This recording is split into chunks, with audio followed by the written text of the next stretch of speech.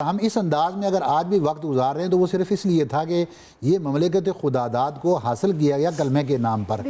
تو اس کلمے کے نام پر حاصل کیے ہوئے اس ملک کو میں یوں سمجھتا ہوں کہ شاید کہ ہم بھول چکے ہیں، شاید کہ ہماری آستینوں میں اب بت آ چکے ہیں، شاید ہم اس کلمہ طیبہ کی حقیقت کو ہی بھول گئے ہیں کہ وہ کیا تھا، اس کلمے کا مطلب ہی کیا تھا. وہ علامہ اقبال علیہ الرحمہ نے یہ کیوں کہا تھا، یہ سب کچھ، یہ قرارداد کیوں پیش ہوئی تھی، اور اس قرارداد کو مسلم لیگ کا حصہ کیوں بنا لیا گیا تھا، اور کہاں گیا وہ اسلام جس کو ہم نے یہ کہا تھا کہ ہم ایک آزاد ملک لینے کے بعد اس میں مسلمان آزادی کے ساتھ اسلامی تعلیمات کے اوپر عمل کریں گے.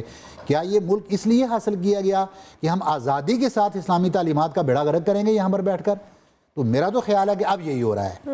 تو ہمیں ریوائز کرنے کی ضرورت ہے، ہمیں ایک بار پھر اس کو سوچنے کی ضرورت ہے، تجدید عہد کی ضرورت ہے کہ جس مقصد کے لیے یہ ملک لیا گیا تھا خدا را اس آزادی کی قدر کریں. بالکل. یہ ملک دنیا کے اندر شاید آپ کو کوئی اس طرح کا ملک ملے جس کے اندر آپ کو چاروں موسم ملتے ہیں، جس کے اندر دنیا کی خوبصورت ترین سیاحت موجود ہے.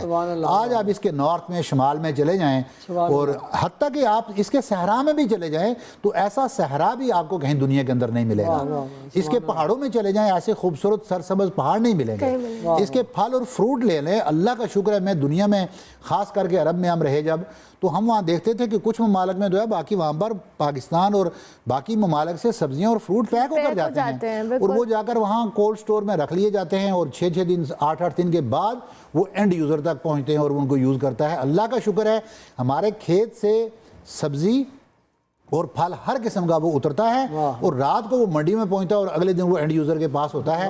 اور ریڑھیوں کے اوپر ہر قسم کا تازہ پھل، بہترین قسم کا، وہ ریڑھیوں کے اوپر سستے بہاؤ، سستے داموں یہاں موجود ہوتا ہے. لیکن ہم ہیں کہ اللہ کی ان نعمتوں کو جھٹلانے والے ہیں. فَبِأَيِّ آلَاءِ رَبِّكُمَا تُكَذِّبَانِ، اللہ کی کس نعمت کو جھٹلائیں گے؟ ہم نے جب آزادی کی نعمت کو جھٹلا دیا، ہم اپنے ماں باپ کی قربانیوں کو بھول گئے، ہم اپنی ماؤں کی عزتوں کو بھول گئے، جن کی عزتوں کو تار کر دیا گیا. اور میں یہ کہوں گا کہ جن کے بچے بچھڑ گئے، جن کے چھوٹے چھوٹے بچے تھے، ان کو پتہ نہیں چلا وہ مسلمان ہیں اب یا وہ ہندو ہیں، یہ پتہ نہیں ہے، یہ وہ سکھ ہیں، کون اٹھا کے لے گیا.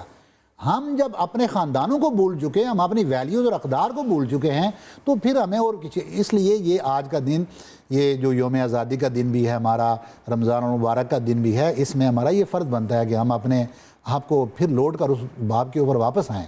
ہم اپنے ملک کو تباہ و برباد کر رہے ہیں، ہمیں لوٹنا چاہیے. ہماری عوام کو اپنی جگہ پر ورکنگ کرنی چاہیے، ہمارے حکمرانوں کو اپنی جگہ پر ورکنگ کرنی چاہیے. سارے احساس کر کے اگر چلیں گے تو یہ ملک سنورے گا، گردن اٹھا کے سب چلیں گے، سر بلند ہوگا. لیکن اگر یہ سارے اس طرح کی حرکتوں میں رہیں گے تو یہ ملک ایسے ہی سرنگوں رہے گا، اور غیر ہمارے اوپر حکمران رہیں گے جو آج بھی حکمرانی کر رہے ہیں.